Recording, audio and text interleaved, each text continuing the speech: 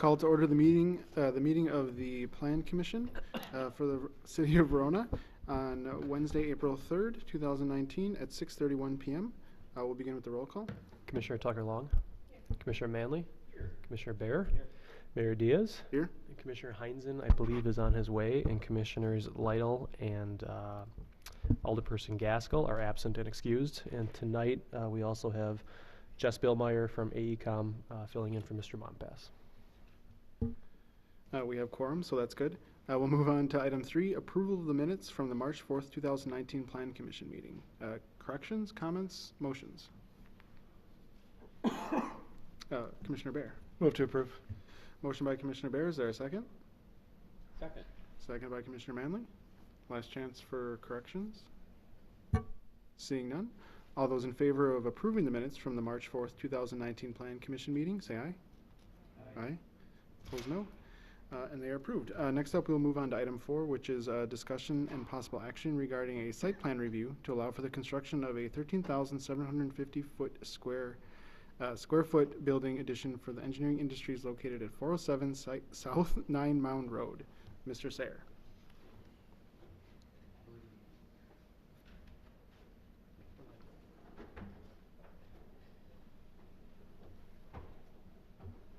Thank you. The request tonight is for a site plan review at 407 South 9 Mound Road. This is for Engineering Industries. This is a project that we've talked about kind of going back to April of 2018 when they came forward with a kind of a long-term expansion plan for the property. We did approve phase 1 expansion in 2018, which was constructed by Engineering Industries. The site itself is highlighted in yellow on the screen before you. The kind of the first phase of that expansion was this kind of southwestern piece of the building. The applicant tonight is looking at the phase 2 portion, which is in this location here. It's approximately 13,750 square feet. They're looking to get that started here in the near future. They do have some additional phases also planned, which were talked about over a year ago as well too. So the request tonight is consistent, kind of what we've looked at before. The building itself would be set back over 100 feet from the bike trail, 25 feet from South 9 Mound Road, and it does conform to all the required setbacks. The parking lot and the site access itself will not change with this project, so staff has no concerns with the parking or the access to the site. Drainage and stormwater were master planned on this property. There are some existing ponds south of the expansion area, and those ponds were sized and designed for kind of this phase of the expansion, and also the future phases of the expansion as well too. The building itself, here's the proposed kind of modifications or the expansion area. The applicant is proposing kind of to match the existing materials that are out there. The staff has no concerns with that. This is once again an area that will probably be expanded again in the future as those additions kind of push towards the road. This will be covered up at some point, so staff has no concerns kind of with the building look and the building design. One smart thing that the applicant is doing is they are, with their landscaping, putting it out towards South 9 Mound Road. So the landscaping in the future won't be impacted by the future expansions, and it's just a nice thing that the applicant is doing, that they're kind of setting the site up for these future additions and putting the landscape in smart and good locations. With that said, staff has no concerns with the proposed site plan, and staff recommends the Plan Commission approve the site plan to allow for the construction of a 13,750 square foot building addition at 407 South 9 Mound Road. I know the applicant is here tonight, and they'd be happy to answer any questions from the Plan Commission. Thank you for that explanation. Questions, comments, motions?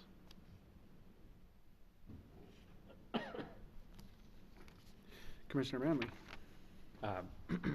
I think it's great that we saw investment in this property last year, and that we're seeing continued investment in Verona businesses. I think that's really exciting, and I think it speaks really well for our community. And I'll be happy to support the project, and would make a motion to approve the site plan. Motion by Commissioner Manley. Is there a second? I will second that. Second by Commissioner Heinzen. Anything to add, Commissioner Manley? No. I'll just add to echo the comments of Commissioner Manley. Yeah, I think it's great to see this business expanding, and I really appreciate the foresight on the landscaping as well. Additional questions or comments on the site plan? Seeing none, all those in favor of approving the site plan for the construction of a 13,750 foot square, 13,750 square foot building addition for Engineering Industries located at 407 South Nine Mound Road, signify by saying aye. Aye. Aye. Opposed, no. And that motion passes. Next up, we'll move on to item 5, which is a public hearing regarding a conditional use permit for a group development located at 345 Investment Court that would allow for the construction of a 4,704 square foot storage building. And before we get into the public hearing, Mr. Sayer, if you could give us a brief overview. Thank you. So this is a public hearing tonight before the Plan Commission for a group development. A group development is any property that has multiple buildings on this. So in this case, this request tonight, they have one right now, and with the proposed expansion, they'll have 2 separate buildings on the property. By code, this does require what's called a group development, and a group development is a conditional use permit in the zoning district, in the urban industrial zoning district. That does require a public hearing before the Plan Commission, and the Plan Commission then makes a recommendation on the conditional use permit to the Common Council. So the Plan Commission will be providing that recommendation tonight. Thank you for that explanation. With that, I will move that we open the public hearing for this topic. Is there a second? Seconded by Commissioner Bear. All those in favor of opening the public hearing signify by saying aye. Aye. Aye. Opposed, no. And we are in the public hearing regarding the group development at 345 Investment Court.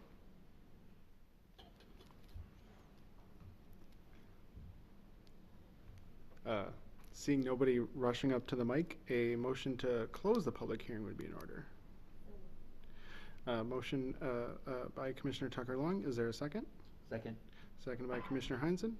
All those in favor of closing the public hearing signify by saying aye. Aye.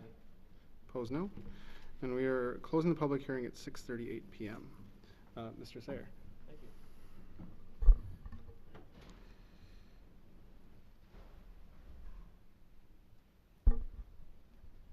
Thank you. The property that we're looking at tonight is located at 345 Investment Court. It is highlighted in yellow on the screen before you.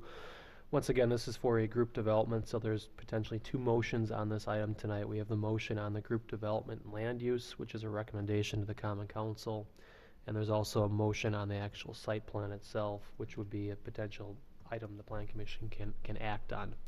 The applicant is requesting to construct a 4,704 square foot storage building on the property. This is a kind of a rough site plan of the property. We have Investment Court on the left side of the screen here. This is north facing on the left side. The existing building is located here, and the new building would be along US Highway 18-151, kind of along the south side of the property. There's an existing gravel kind of area. The applicant currently uses this area for they have some outdoor storage there of equipment and vehicles, and the intent of this building is to kind of get that stuff that's currently outside and put it inside. And it's important for them, for their operations, for the business work that they do. The building itself does conform to all the required setbacks. It would be set back at least 235 feet from Investment Court, 20 feet from the eastern property line, 20 feet from the rear. Staff has no concerns with the placement of the building. Stormwater management details will be finalized prior to the issuance of building permits. Due to the size of the project, it's a small project. Staff has no concerns kind of with stormwater management on this property. The design itself, it's going to be designed to kind of match the materials of the existing buildings kind of in the area itself. It's a metal building from Cleary. Staff has no concerns with it. This is the side that's actually facing the existing building. It has, those overhead doors that provide access. The sides of the building will have some daylighting windows. The back side facing 18-151 will also have some daylight windows as well too. Staff has no concerns with the building design. It fits with the area, it fits with the industrial park. We did go through the conditional use permit findings of facts, and we believe that it meets the requirements to grant a conditional use permit. So that staff recommends the Plan Commission recommend the Common Council. approval of a conditional use permit for a group development that would allow for the construction of a 4,704 square foot building at 345 Investment Court. And then staff also recommends the Plan Commission recommend approval of the site plan to allow for the construction of a 4,704 square foot building at 345 Investment Court. The applicant is here tonight, and he would be happy to answer any questions from the Plan Commission. Thank you for that explanation. Questions, comments, motions?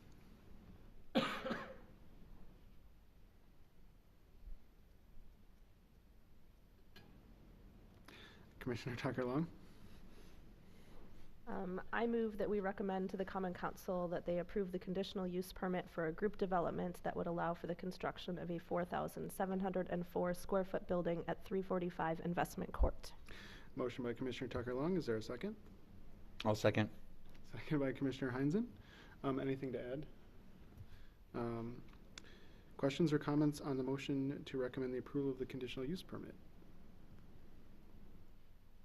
Seeing none, all those in favor of recommending to the Common Council to approve the conditional use permit for a group development located at 345 Investment Court signify by saying aye. Aye. Opposed, no. And that recommendation will go on to the council. And next we're on the site plan review for the same address. Commissioner Bear. Move to approve the site plan to allow for the construction of a 4,704 square foot building at 345 Investment Court. Motion by Commissioner Bear. Is there a second? Second by Commissioner Tucker-Long. Anything to add? Any other questions or comments on the site plan? Seeing none, all those in favor of approving the site plan to allow for the construction of a 4,704 square foot storage building at 345 Investment Court signify by saying aye. Aye. Aye. Opposed, no. And that motion passes. Next, we'll move on to item 6, which is a public hearing regarding a conditional use permit for a proposed indoor commercial entertainment land use known as Hammer Forge CrossFit, which is located at 606 West Front Avenue. If you give us a brief overview, Mr. Sayre. Thank you. The applicant is requesting a conditional use permit for what's considered an indoor commercial entertainment land use, and those uses are typically restaurants and fitness studios as well. So that requires a conditional use permit in the suburban commercial zoning district. The applicant has already occupied that space, so we're coming back to kind of just bring the use into conformance with the code itself. This does require a public hearing before the Plan Commission, and the Plan Commission then makes a recommendation on the use to the Common Council. Thank you. With that, I will move to open the public hearing regarding the conditional use permit for Hammer Forge CrossFit. Is there a second? Second by Commissioner Bear. All those in favor of opening the public hearing signify by saying aye. Aye. Opposed, no. And at 6:43 p.m. we are in the public hearing. If anyone would like to comment on this conditional use permit, now would be the time to do so.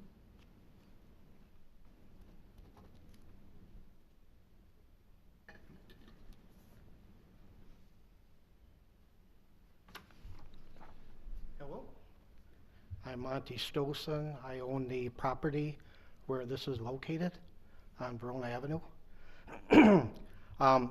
Napa was in that spot for 34 years, and when they left, the West Side Corridor has had a problem with vacancies, with a truck stop, Wildcat Lanes, John Lancaster.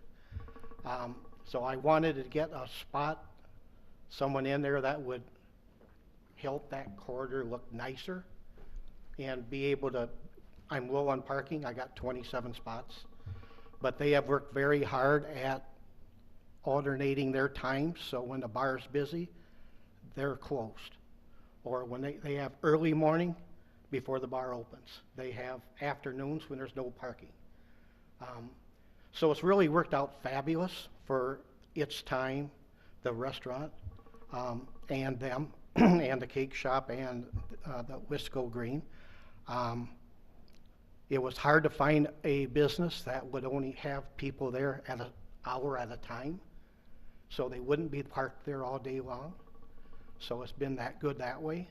And also, I don't know if you know, but we have 22 extra alternate spots of parking from BMO Harris Bank. That allows us to park before 9 o'clock in the morning, after 5 every day of the week, before 9 on Saturdays, and after 12 on Saturdays, and then all day Sundays. So we do have, we have not had a parking problem. So it's been worked out really well for us. Thank you. Any questions? Commissioner Heinzen? Thank you. Just one question, I think.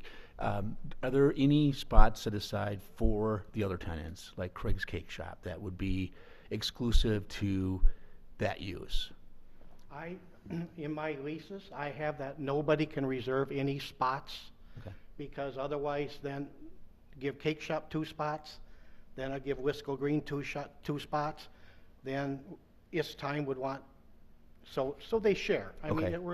it really works out better than when Napa was there, because Napa would come in with trucks with trailers on them and take up 3 spots at a time.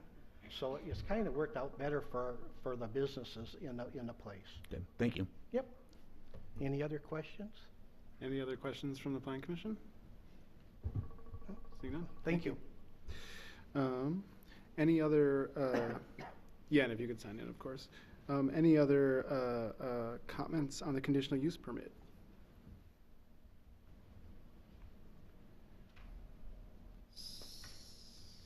Seeing none, a motion to close the public hearing would be in order.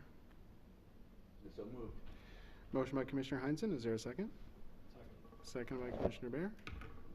All those in favor of closing the public hearing signify by saying aye. Aye. Opposed, no. And the public hearing is closed at 6:47 PM. Mr. Sayer. Thank you. Once again, this is a request for a conditional use permit for an indoor commercial entertainment land use.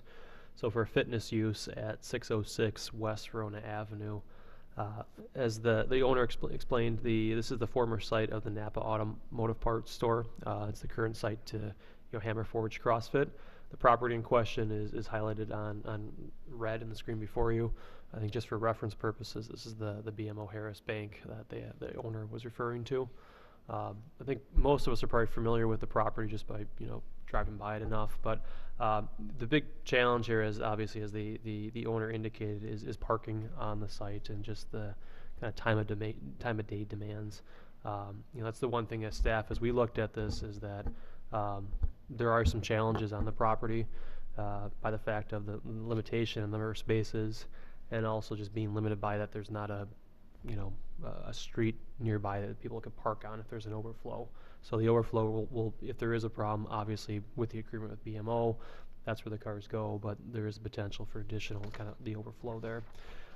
Currently there's 27 parking spaces for the entire building. The building itself includes It's Time Pub and Grill, Craig's Cake Shop, and Wisco Green, and obviously the fitness use that's there right now.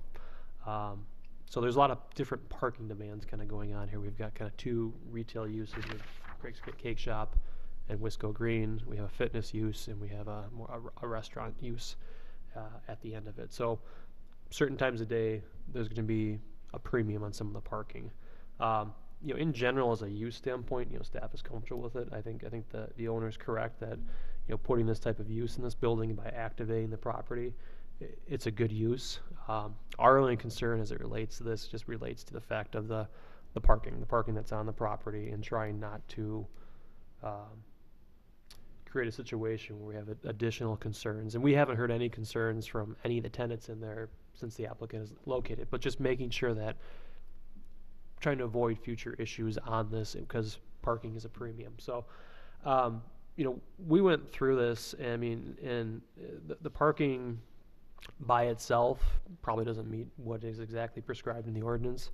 I think if you look at the specific uses in there and look at the time of day demands that are occurring there, it can work. It can work. And I think, we do have some specific conditions at the end of this, but, I think the one kind of takeaway as we go forward here is, and the owner and I have talked of just, as you look at additional tenants in here, we all have to be very sensitive to what else potentially goes in here. Right now, there's a lot of good tenants in there that function real well, but if there is an additional tenant in this building that has a high traffic demand, it could create issues, and that's what we're trying to avoid with kind of this request and some of the conditions that we have on it.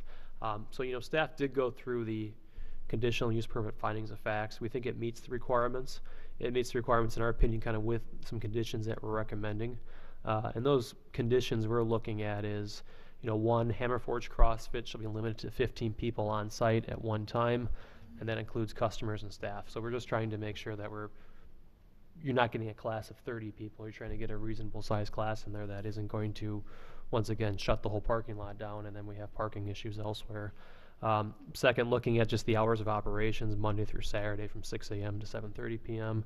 And then finally, just having the operator, the fitness studio, look at staggering kind of the leaving times of people leaving from 3 p.m. to 7:30 p.m. at night. And that staggering is intended to be kind of around its time, because obviously that's the other large traffic driver and generator there. And I think we're trying to be sensitive for that as well, because obviously that business has been there for quite some time. And just trying to get those people, if there is a class in there, trying to stagger those classes out so those people can leave, clear out those spaces, and then 5-10 minutes later, the next class comes in, takes those spaces. So it's not that the class ends at 5 p.m., the next one starts at 5 p.m., and all of a sudden you have 15 people from that first class, 15 people from that second class, and you've got 30 spaces you're trying to fill up, and the lot's already full. So that's kind of what we're looking at, just trying to get a little bit of stagger going on there to kind of deal with the potential concerns that could happen.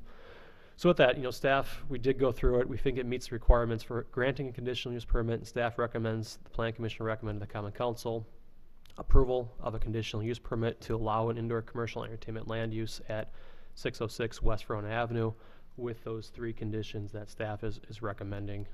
And I'd be happy to answer any questions from the Plan Commission. I'm sure the applicant and the owner of the business would as well. Thank you for that explanation. Commissioner Hines and then Commissioner Bear. A couple questions for you, Adam. On, I guess, on condition number B and C. And I'll start with C first. I just pulled up I guess it's a question of how well we can regulate the change in the class schedule. And I pulled up the website, and of course there's not the conditional permit, hasn't been issued yet, but there were, hourly, 9 o'clock, 10 o'clock, 11 o'clock, 12 o'clock. So I agree completely that it's a good idea and I think it would work so long as there is that break between, you can imagine, going to church on Sunday and the mass is getting out at the same time mass is going in, and it becomes a big difficulty. So, I think that's a good idea. We just have to be able to, make sure that actually happens. With respect to number B, though, is there a reason that we should not broaden the permitted hours of operation to be Monday through Sunday from 5 o'clock onward? No, okay. I think you could. I think we were just trying to reference kind of what was shown from the applicant and also from, but that one, I mean, if there is a condition in there, that'd be the one I'd say. If you don't want to take that recommendation, that'd be the one I would point to. Okay. And well, There's no harm. so- I don't think there's any harm if you wanted to expand that to Sunday.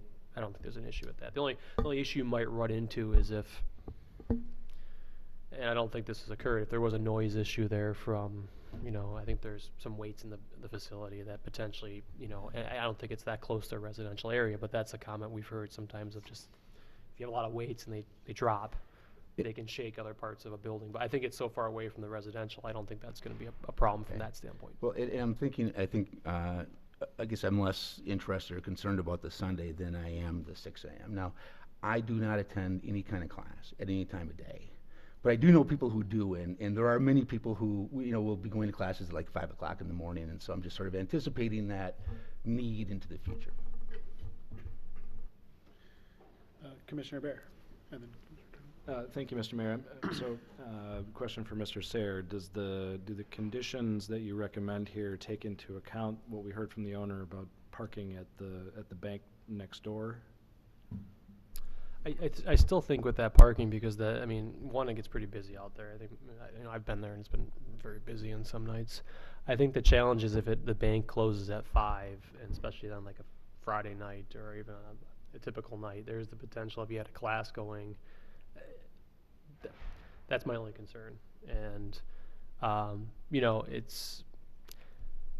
I don't recall if there's signs out there directing people that they can park in the bank. I don't know if it's just they can or not. I don't recall myself just seeing a sign out there saying you can. I don't know. Do they have signs? They do. Okay, I guess I missed them. So I mean, I still think, with that said, I still think parking on here is still pretty tight. I would still continue to recommend it, but it does help. It definitely helps the problem a lot. Okay, and then have these conditions been discussed with the owner? Have you gotten any feedback on these, and with the potential business operator? We haven't heard any feedback. I know we sent the report off to them. I haven't heard any feedback from that, but I mean, they're obviously here. They can, if they have feedback, they can jump on. Yeah, I guess could we ask the owner, have you seen these conditions? Are you comfortable with these? Would you request any changes to what we've got here?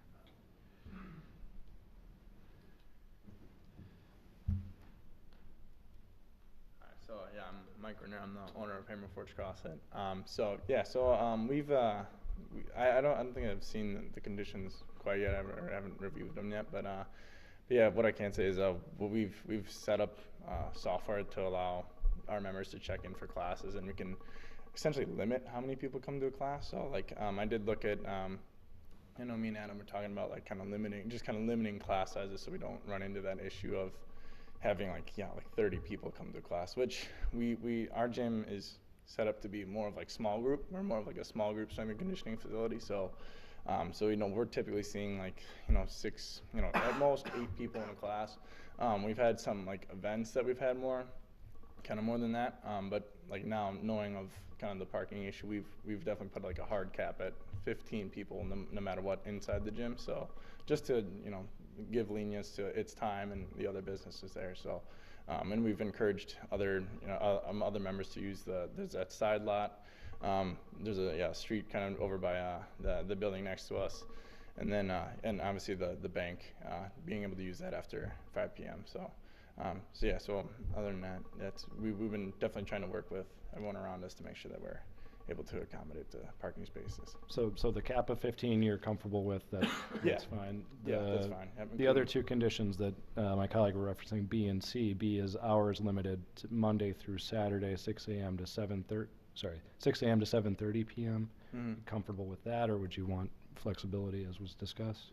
I mean that time slot should being able, so essentially that'd be we could start operations at 6 and just be able to end at 7:30. So you said Monday through Saturday.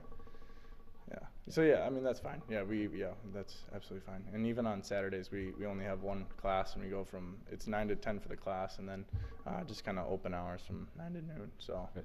Yeah. Okay. And then C was the arrival and departure of the customers has to be staggered between 3 and 7:30 p.m.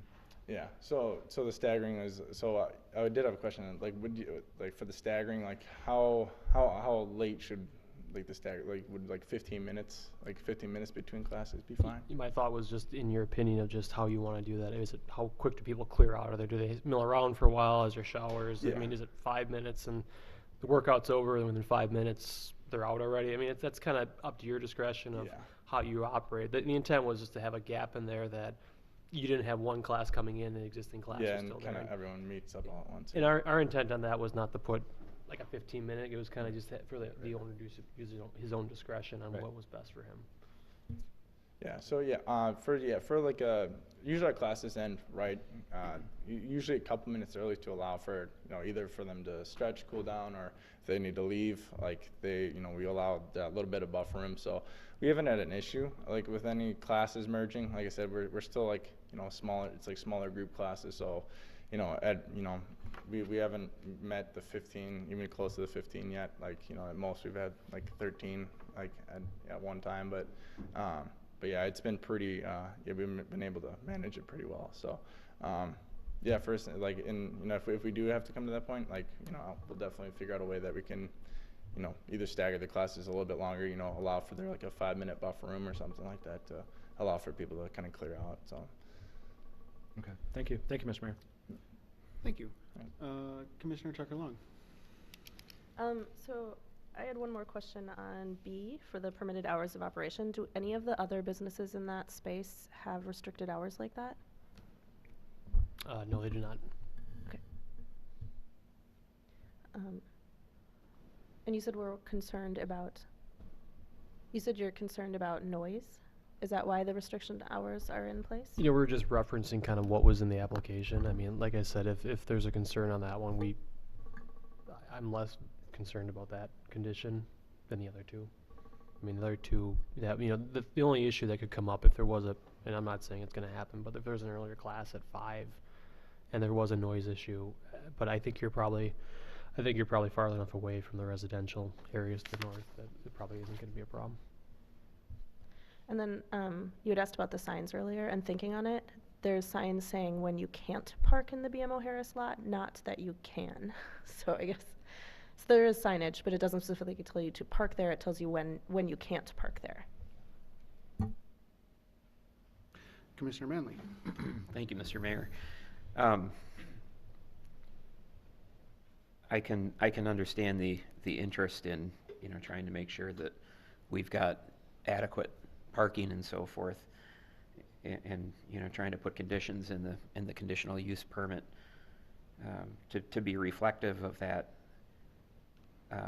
I do think we have to try and balance that with, we want to make sure we're not being too prescriptive, and I wonder if you would ever see the point, you know, 6 months from now, a year from now, 2 years from now, where the popularity of your gym grows and you'd want to add, or you find that some of your clients are wanting to come in at 5 in the morning.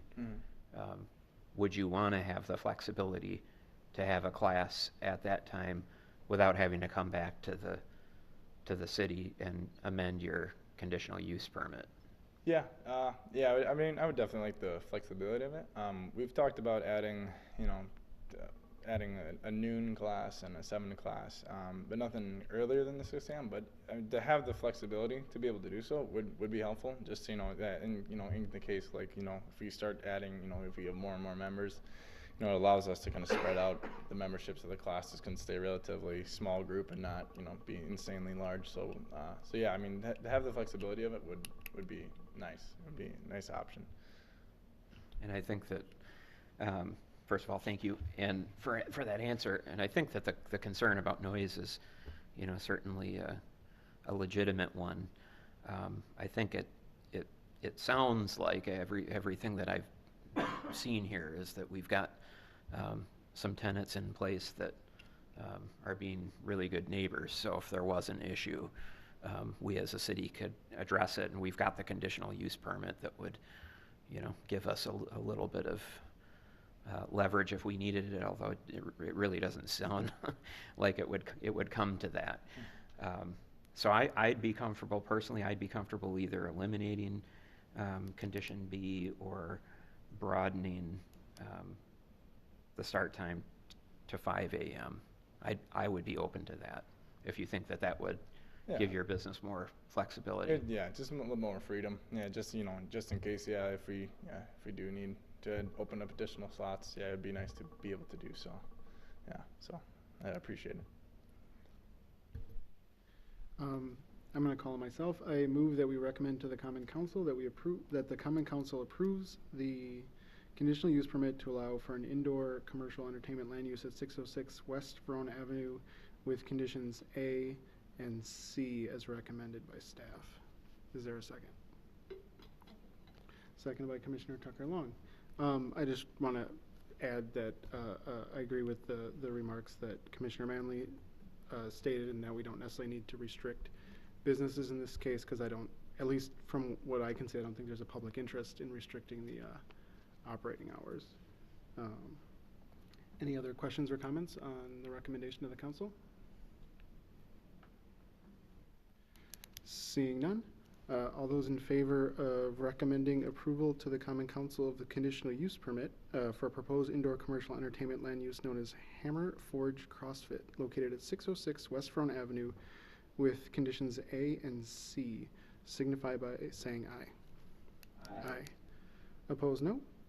And that will be on the council agenda next week. Thank you. Thank you. Next, we'll move on to item 7, which is a public hearing on a conditional use permit to allow an institutional residential land use to be located at 841, 857 North Main Street, which would allow for the construction of a 100-unit senior living facility. Before we get into the public hearing, if you could give us a brief overview, Mr. Sayer. Thank you. This request tonight is for a conditional use permit to allow an institutional residential land use for that senior living facility. This does require a conditional use permit from the Common Council. It also requires a public hearing before the Plan Commission, and the Plan Commission then makes a recommendation to the Common Council on the conditional use permit. Thank you for that explanation. With that, I will move to open the public hearing regarding the conditional use permit for the IR land use to be located at 841, 857 North Main Street. Is there a second? Second by Commissioner Bear. All those in favor of opening the public hearing regarding this topic signify by saying aye. Aye. Opposed, no. And at 7:06 p.m., the public hearing on this topic is open. If anyone from the public wishes to comment on this conditional use permit, now would be the time to do so.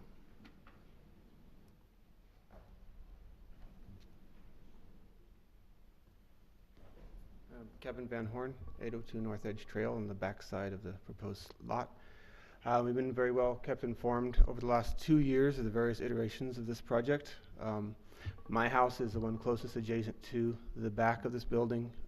The initial ones, we had some promises of some dense landscaping to kind of block the end of the high density housing from our residential neighborhood.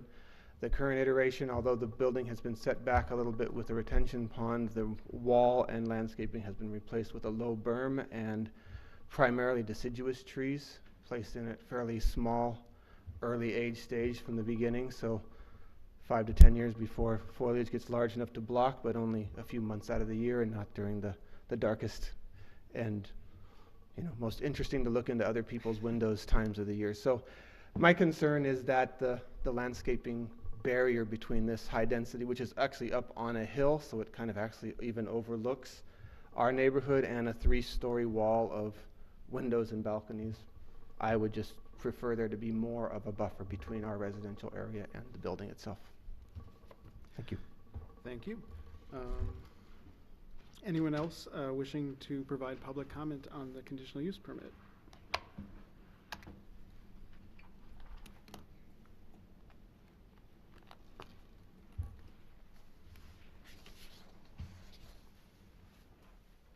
Hi, my name is Corinne Lang. I'm at 847 North Edge Trail.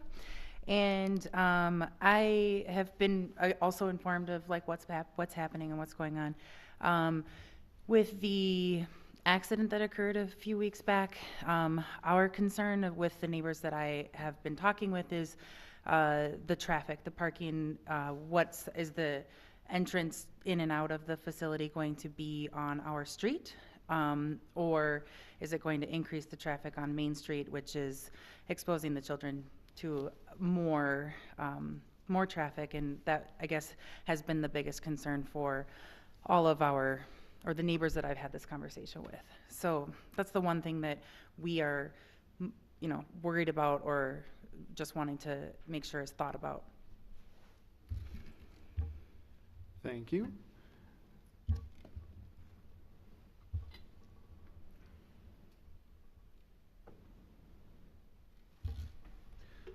Any other comments on the conditional use permit?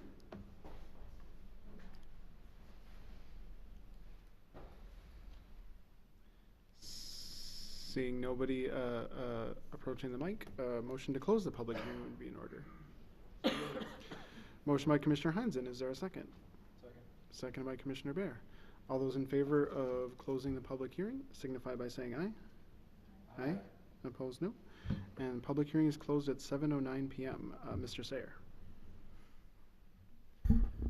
Thank you. The property that we're discussing tonight is located at 841 North Main. It's highlighted in yellow on the screen before you. It's a 3.3 acre site. It currently has a house on it and then a barn and some scattering of kind of old farm outbuildings and equipment. So the applicant is looking to have this developed as a 100-unit senior living facility. This is a project that's been kind of talked about, as the people in the public hearing alluded to, over the last couple of years. Started back in February of 2016. Ultimately, this project was approved in October of 2017. The applicant and the developer did not move forward with that project at that time, and that approval expired. So the project came back to the Plan Commission for an initial review in December of 2018 to kind of restart the process. I believe the applicant also held a neighborhood meeting a few weeks back as well too. At that initial review in December of 2018, comments from the Plan Commission at the time included concerns to whether the market would support senior housing, discussion regarding the parking ratio on the project as a 1-to-1 ratio potentially, especially if people in the project are 55 years and older, and then kind of discussion regarding the general unit layout on the site as well too. The development in question is on the screen before you. The building is highlighted in the orange color. It's similar to what the Plan Commission saw at that initial review in December, and it's also similar to what the Plan Commission approved back in 2017. The building itself would be set back 55 feet from Main Street, 40 feet from the eastern property line. That eastern property line is the dashed line right here. The lot immediately adjacent to this is actually a city outlot. It's a lot that the city has a water line that currently runs through it. And the building would also be set back 32 feet from the northern property line. And then finally, it would be set back 41 feet from the southern property line. In general, staff has no concerns with the building setback. It does meet all the code requirements. And we have no concerns with that. Access to the site, there would be 2 access points to the property. We have a shared access point here with First Choice Dental. That would be a full access where people would have the ability to go right onto North Main Street or go left on North Main Street to head south. There is also on the southern side of the property, we have a right-in, right-out, and that's restricted to that because of the close proximity to Lano Street to the south there. These access points would provide access to the surface parking lot, and then ultimately there's an underground parking area underneath the building.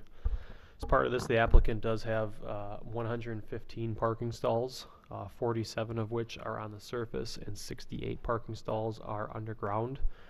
12 of the spaces on the north property line here could potentially be shared with First Choice Dental. I know the applicant is still having conversations with First Choice on that, but there is potential for that to be shared parking.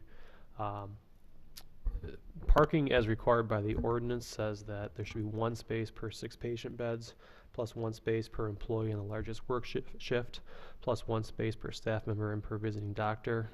There's also a requirement of 1 space per 3 residents. So there's a debate of how you potentially calculate this requirement.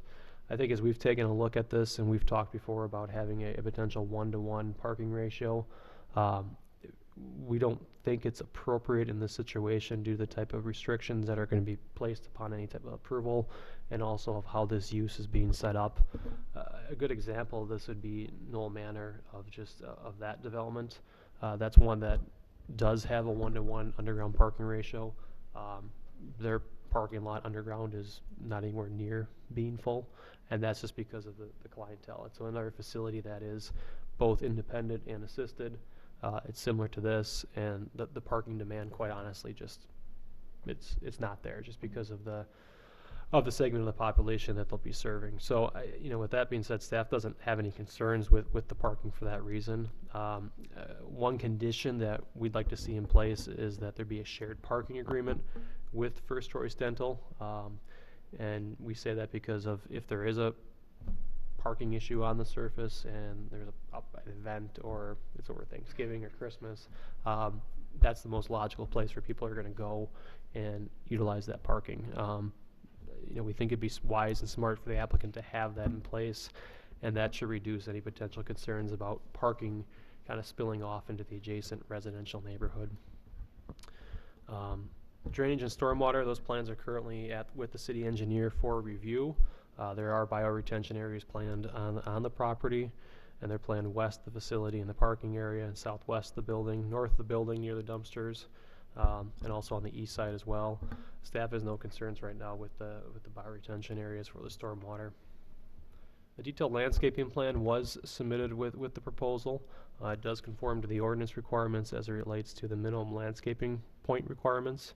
I know there was a comment during the public hearing regarding the kind of the landscaping along the eastern property line here.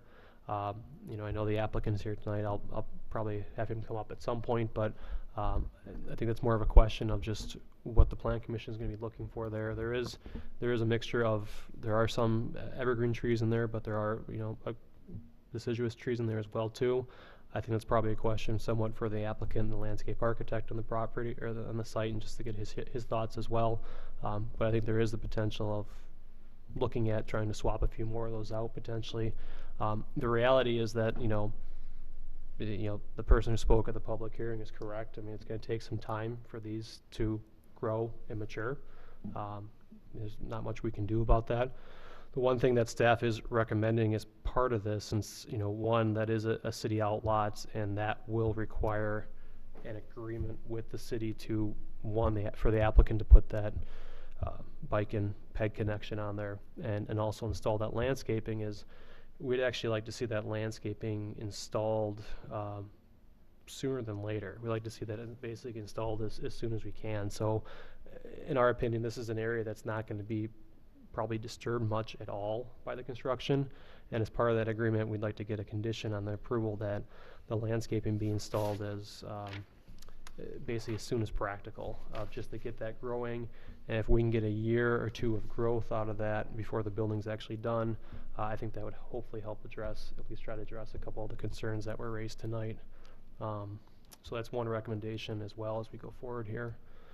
The building itself, it's similar to what the Plan Commission approved in 2017. They've made some slight modifications to it as it relates to some colors and the design itself. The applicant is looking at 100 units here. The exterior of the building we finished with stone and also fiber cement siding. You know, staff has no concerns with the building design. The one comment that we've made to the applicant and they've agreed to do is the exterior AC units, which can be seen there. We'd like to see those painted to match the siding.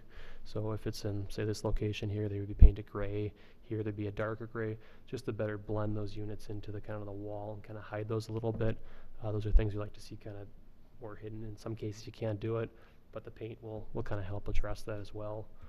In the submittal as well, the applicant did include obviously some renderings as well. This one's looking towards the southwest from North Edge Trail. Just a conceptual, you know, elevation or kind of how it would look. Once again, we have the path that the applicant would install, and then we have the landscaping and the building behind it. And this last one here is just a depiction of just, you know, the project on the left side here. So some of the buffering and the screening here. The outlot that's owned by the city. That's a 50-foot wide outlot. That's how wide that lot is from property line to property line, and then the house on the east side there. So in general, staff is comfortable with the project. We also have a recommendation on here as well of, and we've talked about this before, of having a deed restriction on the property, and that deed restriction would relate to restricting the use of that to the institutional residential land use as age-restricted housing to 55 plus. We think that deals with kind of the parking kind of concerns potentially that could be raised in the future, and we think it's important actually to have that as a deed restriction, so if the property does change hands in the future, that it's on place on the deed itself. We did go through the conditional use permits findings of facts. We believe it meets all the requirements for that.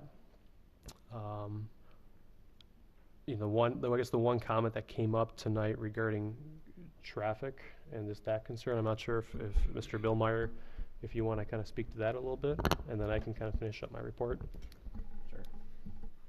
Yeah, is this on? We looked at the trip generation that an assisted living, independent living facility would have. About 100 units would generate about 360 trips per day. In the morning peak hour, so 1 hour during the busiest morning rush, there'd be about 33 trips. And a trip is in and out, so one car going in and out would be 2 trips. In the PM peak in the afternoon, this would be the 4 to 5 or 5 to 6 hour, about 41 trips. We did compare that with other comparably sized uses, like an office building, a medical dental facility, a daycare, a condo or apartments. Just picking the apartments, apartments generate about twice as much traffic as the assisted living would, so about 720 trips a day, and about double in each of the peaks. The commercial uses had significantly more traffic also, and they were more focused in the peak hours. So like say an office building, there's a peak when you go into work and another one when you leave work in the afternoon. The daycare had quite a few more trips with parents dropping off and picking up.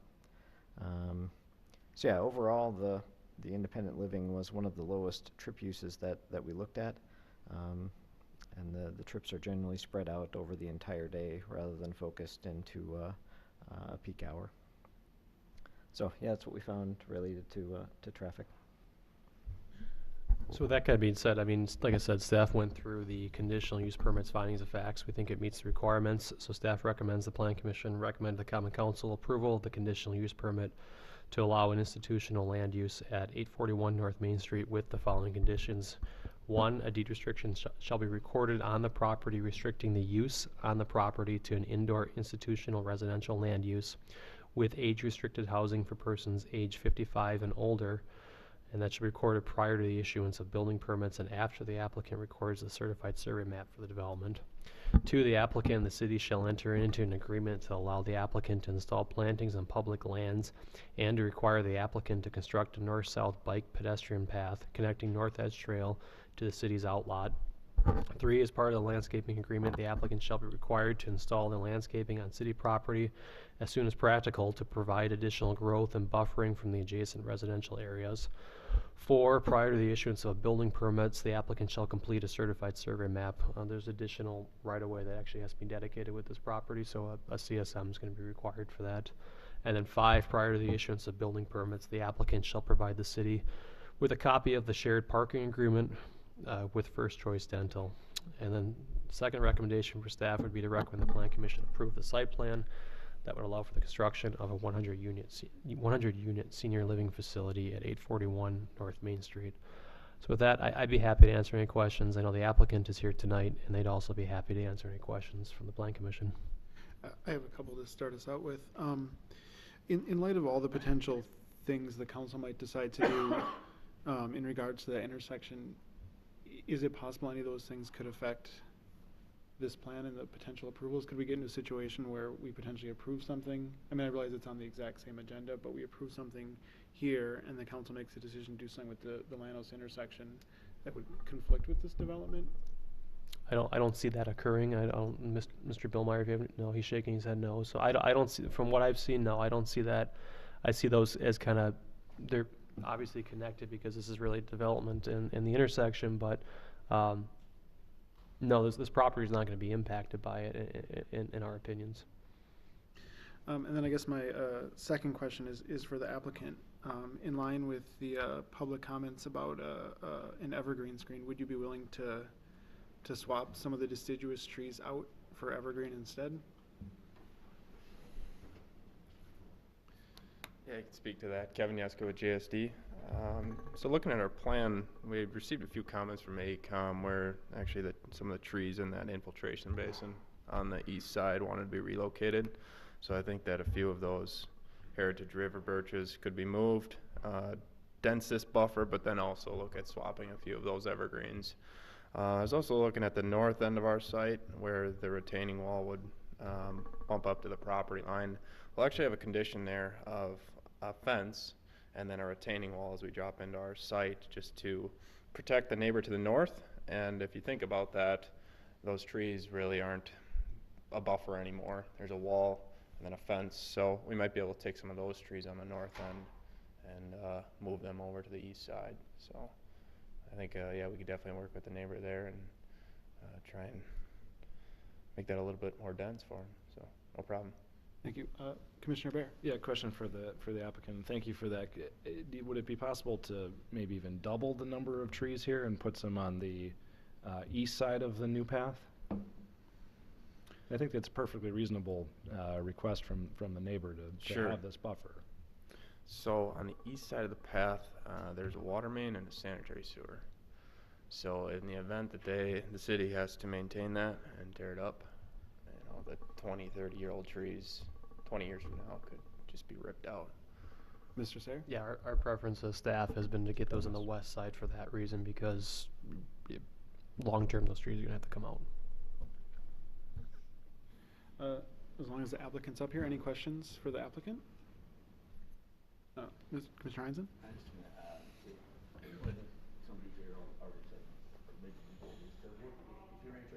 Your microphone. Can work with the landowners Definitely. to see if they can be satisfied by the plan to put in more trees there. That would be very good idea. Absolutely. Okay. Yep, we've been in contact with him already, so and we'll stay in contact and keep him informed, so thank you. Yeah. One more question before you leave. Right now, you don't have one-to-one parking, is that correct, underground? We do not. Okay. Is it possible to have one-to-one parking underground? Not with the, so we're trying to utilize the topography of the site and get those units on the lower level. Also to add some density to the project as well. So by removing those units and adding the parking to get to one-to-one, financially the project doesn't work. And we'd like to I mean, it's good design too, to use the topography as we can to maximize the site. And the management company who's working with us has no concerns for the parking that we're proposing. They feel that operationally they can work it out with First Choice on the shared agreement during larger events, but they see no concerns for where we're at right now. And they want it to be a manageable site. They don't want to have a parking issue, so yeah.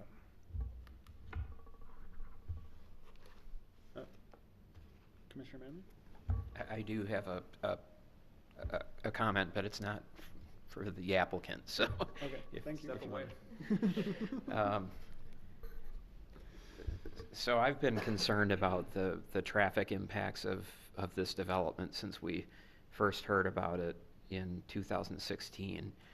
And I'm even more concerned about it now when we think about the changes that are going to happen across the street at what is now the high school and Badger Ridge Middle School and Core Knowledge.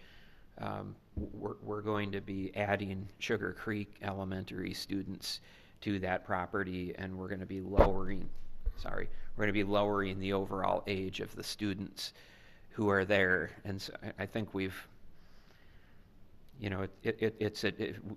that intersection with Llanos is difficult already, and I think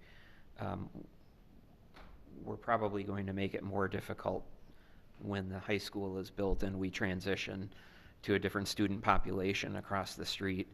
And although, per our traffic study, this is a much lower intensity user than it could be if it were just going to be an apartment complex without age restrictions and so forth.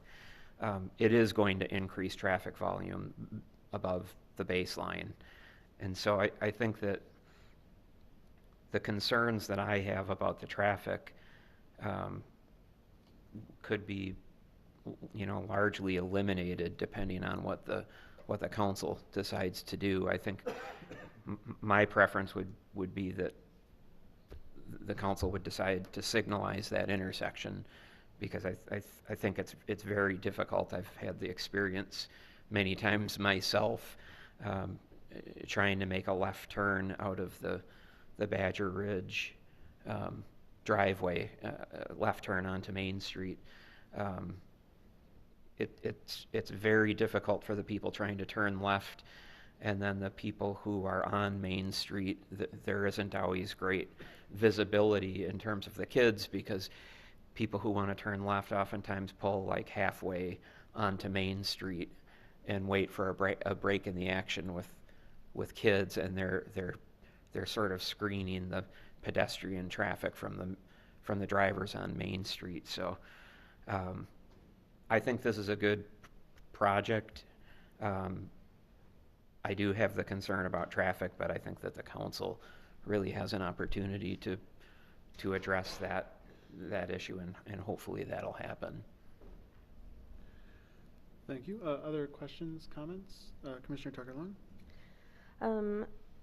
One comment is, I mean, I understand, you know, the use that we're looking at currently, but we've been talking a lot recently about thinking long-term, and if this ever got used for something else, if parking would be an issue, and that's something we should probably look at now, because there's really no place to expand the parking once this is in place, if this is ever used for anything else in the future. And then second question is for Adam, or my second comment is for Adam. The city outlot that we own, is the city then responsible for leaf cleanup on that space if they plant a bunch of deciduous trees instead of evergreens? Sure. So the first, I'll address I guess the first comment is if the use changes in the future. So if we do move forward with the conditions as recommended by staff, one of those conditions is that deed restriction that restricts the use of the property specifically to what is identified in the code, which is that more of the institutional residential land use. So if the use does change in the future outside of that, they need to seek approval from the city to do that. So for example, I'm just talking out loud, if they wanted to come by in 20 years and turn this into just a market rate apartment building, we would have to agree to release that deed restriction that's on the property. And at that point, if we chose to do that, we would then go through whatever analysis that we have to determine of, okay, is there enough parking and does it meet all the ordinance requirements to allow us to release that deed restriction? So I think long term, I think from a city standpoint, the protections are in place that it can't just change to something else. They'll have to go out and seek our approval to do that. So I think we're protected. Does it deal with the long term what ifs? No, but I mean, 20, 30 years, who knows what happens then too. You know, by that point, I mean, someone could come in and demo the building too. You never know. Regarding kind of the leaf collection there, you know, we do maintain that. We do mow that like no different than our city outlots. I don't think they would, knowing Public Works and the park staff, I guess, I don't think they pick up leaves. They usually mow them, mulch them, and just leave them in place. You know, if there are issues, I'm sure they would go out there and deal with it, clean it up. But typically, it's just the mulching and cutting in the fall. Other questions, comments, or potential motions from the Planning Commission? Commissioner Bear? Just a question on the language of condition B, that we're requiring them to construct the path, but allowing them to install plantings. Should we also require them to install these plantings? Yeah, we can. Yes, they're going to be required to do that. If you want to put that in there, that's fine. We're going to require it as part of the agreement. Part of the obviously. agreement, we'll figure out. Yeah, the agreement's going to condition. reference the applicant or developer shall install the plantings as identified in the landscaping plan that is approved. And obviously, if they make modifications as they continue to talk with the landowner, we'll reference that one too. So, but you can put it in there. It doesn't hurt. Okay. Questions, comments, potential motions? Commissioner Manley? I have one question, and then I'll make a motion, and I apologize because it is for the applicant. So, but I just thought of it now. So, I'm trying to get you your steps in today. Good. One of the conditions is to do the landscaping as soon as practical, and I'm supportive of that, but I just want to make sure that we don't have any unintended consequence. And it sounded like Adam had mentioned that it wouldn't be disruptive to the site work during construction. Is that you share that opinion? I don't think we have a problem with that. I mean, when you mass grade the site, dig out, excavate the foundation and move some of this dirt around the site, we can form that berm on the east side, get the plantings in, and more than likely come back with the asphalt when we actually asphalt the parking lot. You would want to do that kind of in one phase, but the developer has no issues with getting those plantings in as soon as possible. So Okay, thank reasonable. you. Yep. Commissioner Manley? So thank you, Mr. Mayor. With that, I'd make a motion to recommend that the Common Council approve the conditional use permit to allow an institutional residential land use on 841 North Main Street with conditions A through E as reflected in the staff report. Motion by Commissioner Manley, is there a second?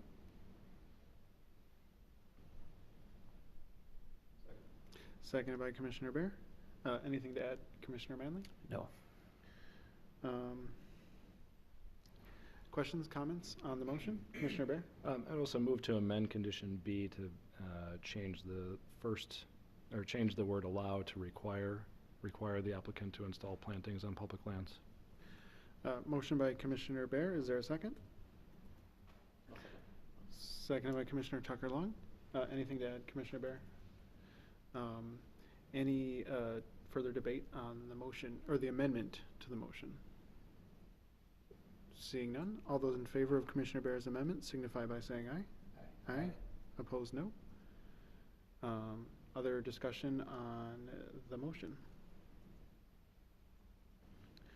I'm going to move to amend the motion to add condition F, which is to add a more significant evergreen screen to the landscaping plan, which would be subject to staff approval. Seconded by Commissioner Bear. I don't have anything to add other than I just think that it would behoove the applicant and the city to accommodate the neighbors as much as possible. Any further discussion? All those in favor of my amendment to the motion signify by saying aye. Aye. Opposed, no. And that amendment passes. Any other discussion on the main motion? I'll just add one more thing. I think that as far as all the proposed uses I've seen, senior living is going to be the lowest impact, which I think is probably best for the neighborhood and best for the city at that site.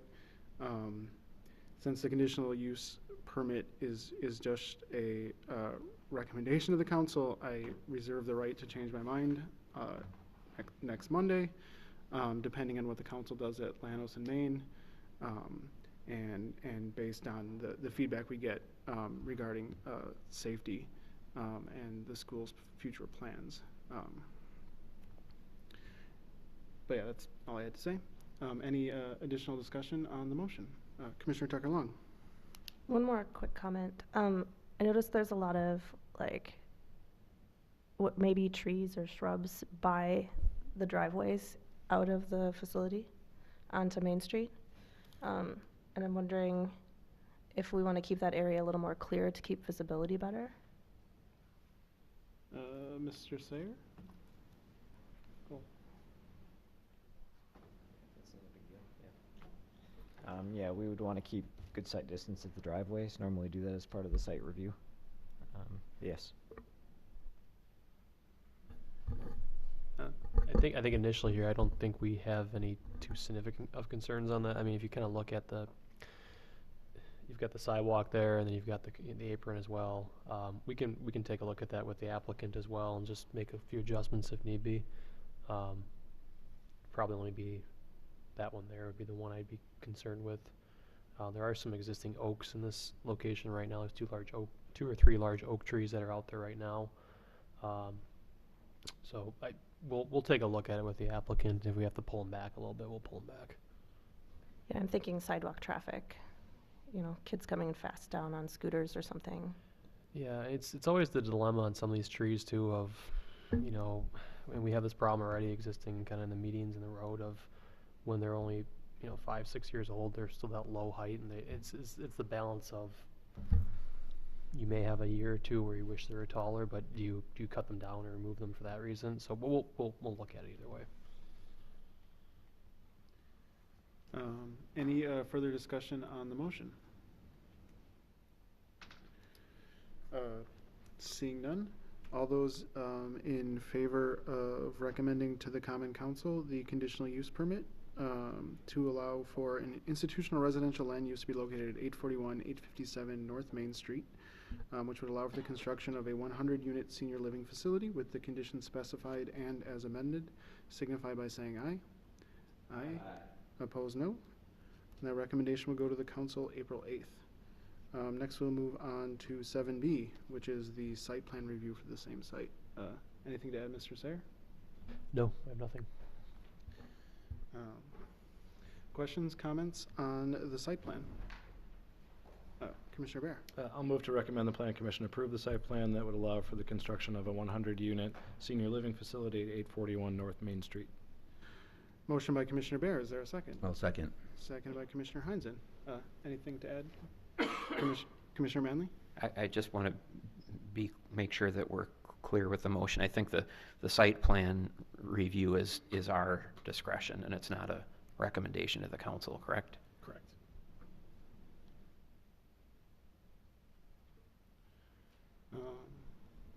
Commissioner Bear. Amend my motion to approve the site plan. And that was the understanding of the second as well? Okay.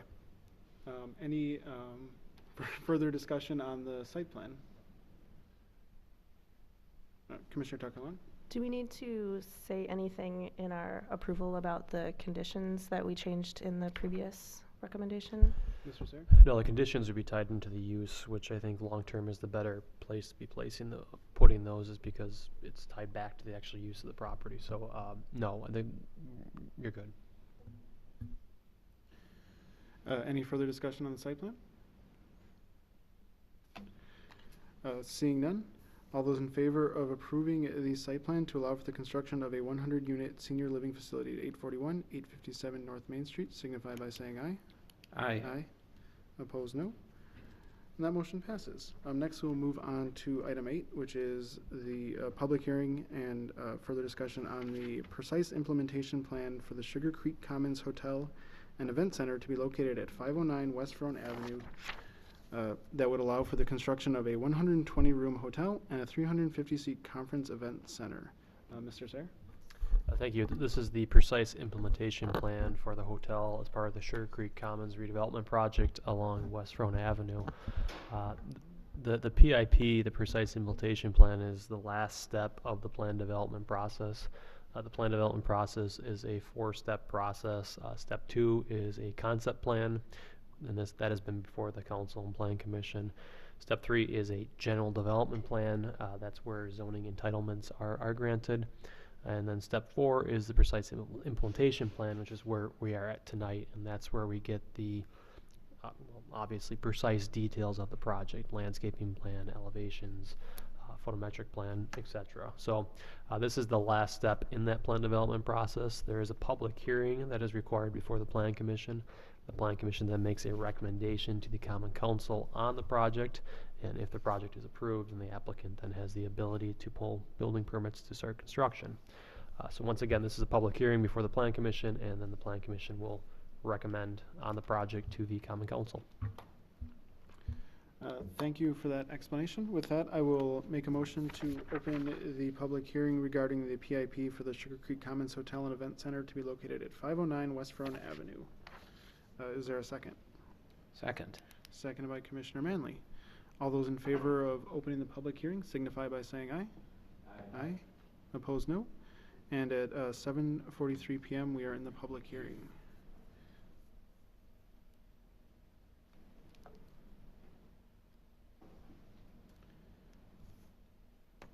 Last chance to comment. All right, seeing no one rushing up to the mic, I will move to close the public hearing. Is there a second? Seconded by Commissioner Tucker-Long.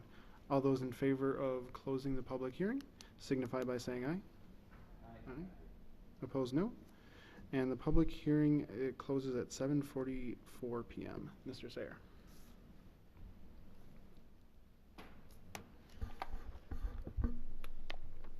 Thank you. Once again, this is for a PIP at 509 West Roan Avenue to allow for the construction of a 120-room hotel and 350-person event center. The property in question is highlighted on the screen before you. It's immediately west of the former truck stop, east of the St. Vincent de Paul store.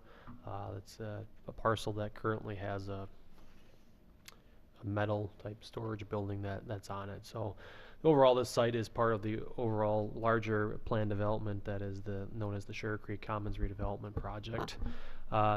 Staff or the Plan Commission and the city have been talking to the applicant for a couple of years now, kind of on this, or a year and a half on this project now. The first initial review of this was actually back in October of 2017. There was an additional initial review of this in June of 2018. And then in September of 2018, the applicant submitted the general development plan, which is that step 3 of 4 of the plan development process. And that was ultimately approved, and the hotel was included in that submittal. So this has been kind of talked about for quite some time now. The site itself, the building would be orientated on a north-south kind of area, running lengthwise from north to south.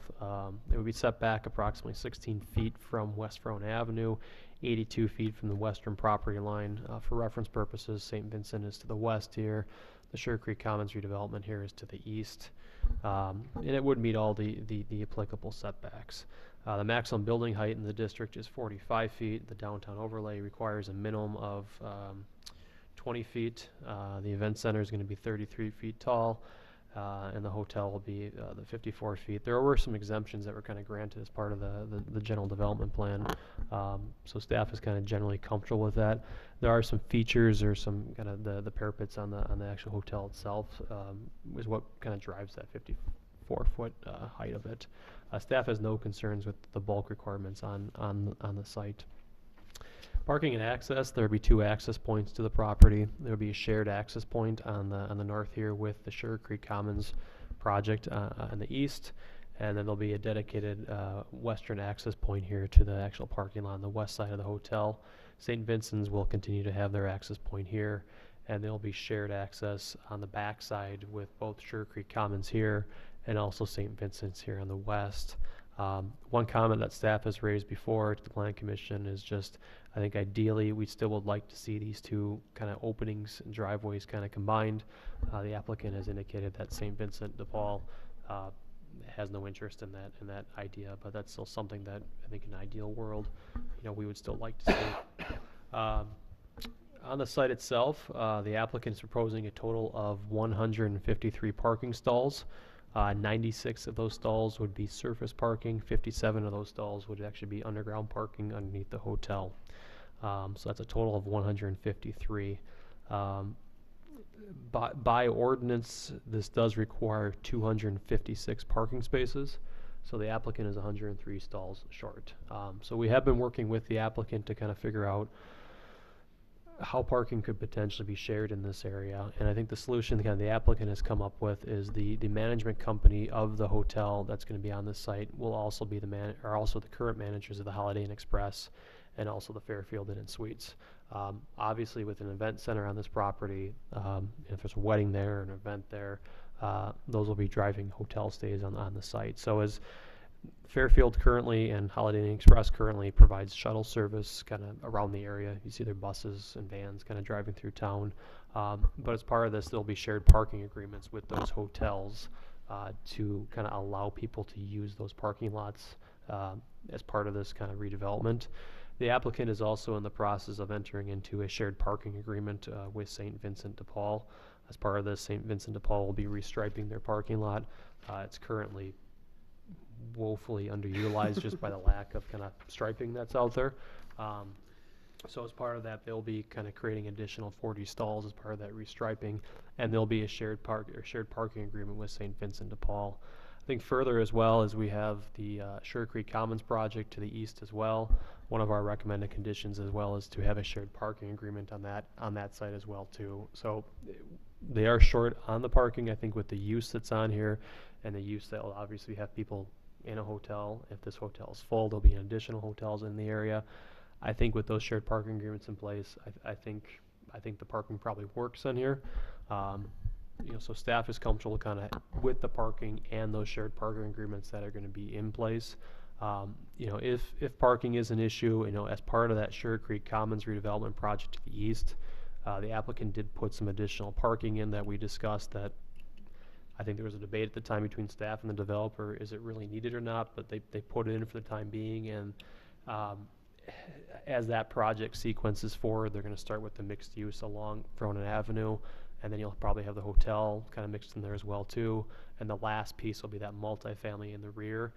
if parking is an issue out here once the mixed use is up and the hotel is up, I think we will still have the ability to potentially adjust that parking before the multifamily building in the back goes in. So as staff, we're comfortable with the parking here, with those shared agreements in place, with kind of knowing what's happening out here.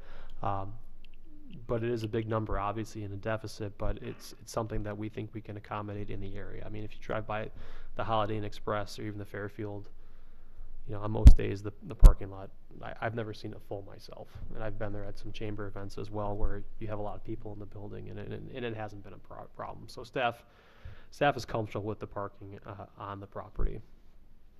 The building itself, the applicant renderings were included actually in the Plan Commission packets. The applicant is proposing, obviously, in the front side here, this would be the event center portion of the structure. The back side would be your typical your hotel rooms. There's a pool in there, but it's a pretty standard hotel kind of design and layout. The applicant is proposing to use materials such as brick and EIFS on the site itself. One comment that staff has that we would like to see a change to, there seems to be a significant amount of EIFS, especially on those upper floors. I mean, there is the brick and the bands here on the bottom floor here, but we'd like to see a little bit more higher quality materials that kind of blend with that project that's next to it. So this is the Sugar Creek Commons project kind of starting at Legion and looking down the road. The hotel would just be off the screen here. We'd like to see kind of a better blending of those two projects from a design standpoint. We think we can work with the applicants on that to kind of get to where that is, but we think there needs to be additional details put onto that, and we think will provide a better overall kind of look to this corridor. And while it's not related to this project, the applicant has this is part of a TIF district and is looking at potential city incentives. I think from a city standpoint of making sure these two projects function together, I think it's an appropriate, comment and concern that is there a way to tie these better together? I think there might be, and just looking at this picture here, can we bring these together with some some higher quality materials and less EIFS? I think that's a possibility. I mean, I don't recall this building actually having any EIFS on it, so I think there's a way we can work with the applicant outside of the Plan Commission, but that's a concern staff has of just trying to tie these two together a little bit better. So staff does recommend, the Plan Commission recommend the Common Council approval of the PIP at 509 West Rhone Avenue for the Hotel and Event Center with the following conditions. 1, the applicant and Sugar Creek Commons shall enter into an easement agreement that would allow the applicant to utilize a portion of their property for access. That's that shared access on the east side there. 2, the applicant and St. Vincent de Paul shall enter into a shared parking agreement to allow the applicant to utilize parking at St. Vincent de Paul. 3, the applicant and Holiday Inn Express and Suites and Fairfield Inn and Suites shall enter into a shared parking agreement to allow the applicant to utilize parking at these locations. And finally, the applicant shall modify the building elevations to better complement the Sugar Creek Commons development project subject to staff approval. I know the applicant is here tonight and they'd be happy to answer any questions from the Plan Commission. Thank you for that explanation. Commissioner Heinzen. Question for Adam with respect to that. Microphone? I guess I'm doing just the opposite of what I should be doing here. Question for Adam. With respect to condition 1D, I've seen you put into, or we have I guess, a recommended approval of PIPs where something is subject to your approval or subject to the staff approval, and does that work well for you? Does it become difficult at times where you don't know if you can turn back to us to make sure that what the commission wants to do is actually done? I think in the times we've had that, no, it hasn't been an issue. I think, the times it's occurred, I don't recall that there's been a problem after staff has done that. I think the question to the commission is just how much comfort do you have with staff in working that out. I think in this case, since there is potentially a TIF request that's coming from the applicant, that's kind of why normally I wouldn't put that in there as a condition, but since that's the case, I think there's some possibility to have some flexibility in kind of looking at that, of giving staff and the applicant some time to kind of work through that. Obviously the TIF is outside of this conversation, but you know, I think it boils down to just, do you have that comfort in staff? And obviously, if staff and the applicant can't come to an agreement, we could always come back here again and present it to the Plan Commission for your final decision as well. But, you know, I'm comfortable putting that in place, but, you know, it hasn't burned me yet, I guess, so. Sure, and I'm comfortable, confident in how you would reach an agreement like that. I think that the idea that you've suggested here, that the hotel have, I guess, have a look that is closer to what we've already approved for just down the street is a very good idea. And I'd like to see that happen. Other questions, comments, motions from the Plan Commission? Commissioner Takalan. I have two quick things. First comments for you, Adam. I like the idea also of having, you know, the look be brought up a little more to the standards of the neighbor of Sugar Creek Commons. I would like it to look slightly different, I think, because I don't want it to look like a giant wall going down Main Street of everything looking the same. And so I'd like some variety, but I agree with raising the quality standards to match. Not necessarily the design exactly, but definitely the quality of materials. And then my second question is, what about the parking agreement, the shared parking agreement with Sugar Creek Commons? Is that in the works? I noticed it wasn't in the list of recommendations. Mr. Sayre? It was in there. It was, I thought it was. Maybe it wasn't. Maybe, no. I read it twice. Maybe I missed it, but I read it twice. You're right. We missed that one. Okay. So it should be in there. I mean, the reality, it's the same developer doing the same project, Sure. but it should be included in there. It's a good Okay. catch. Questions, comments, motions? Commissioner Tucker-Long? Okay. I move that we recommend that the Common Council approve the precise implementation plan for 509 West Verona Avenue Hotel and Event Center with the conditions A through D that are listed in the staff recommendation report, and adding condition E that they they enter into a shared parking agreement with Sugar Creek Commons. Motion by Commissioner Tucker-Long. Is there a second? Second. Seconded by Commissioner Manley. Anything to add, Commissioner Tucker-Long? All right. Motion before the body. Questions or comments on the motion? Seeing none. All those in favor of excuse me, recommending to the Common Council the PIP for the Sugar Creek Commons Hotel and Event Center to be located at 509 West Verona Avenue with the conditions specified, signify by saying aye. Aye. Aye.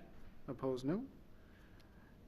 And that motion passes. Next, we'll move on to item 9, which is reports and comments from the Planning Department. Mr. Sayre. Thank you. We obviously have the development status update in your Plan Commission packets. Just a few updates. Attainment Company, they are in the process of pulling permits. They're located in Liberty Business Park, so that will be starting here pretty soon. 17th Radish on East Verona Avenue is kind of in the process of wrapping up construction there in the coming months. Ubi Credit Union along East Verona Avenue has been cranking away pretty good, so I think everyone's seen that. Festival Foods is starting and moving very fast. Their goal here is to be open by the fall. I heard before November, so we'll see if that happens, but they're moving very fast in their process. They're going to start pouring the foundation, I think, either late this week or early next week, so they are flying along. Lincoln Street Apartments across the street here, they are going to be probably starting the construction here, I'd imagine, the next month or two as well. They are getting quite eager and antsy to get that moving. And I guess that's all the updates I have, unless anyone has any questions. Questions from Commissioner Manley? Thank you, Mr. Mayor. Do we know anything about the plans for the Summit Credit Union site and when that's going to begin construction? Sure, I haven't had a definitive answer from them. They may be passing on that property after doing some due diligence on the site, so there are some concerns that I know they raised that may impact their plans there. So they haven't backed out, but there's I know some concerns on their side that I'd prefer not to get into right now. Any other questions for Mr. Sayer? All right, we'll move on to item 10, reports and comments from the planning commissioners. Does anyone have any reports or comments? No reports? We'll move on. I'm not sure any planning commissioner has ever had one. I could be wrong about that. Maybe we should But record. it's still a good idea to have that. Maybe we should require it, and everyone can present. Report itself. Yeah. With that, we will move on to item 11, adjournment. A motion to adjourn would be in order. Motion by Commissioner Bear. Is there a second? Second by Commissioner Tucker Long. All those in favor of adjournment signify by saying aye. Aye. Opposed, no. And we are adjourned at 8 p.m. exactly. Thank you.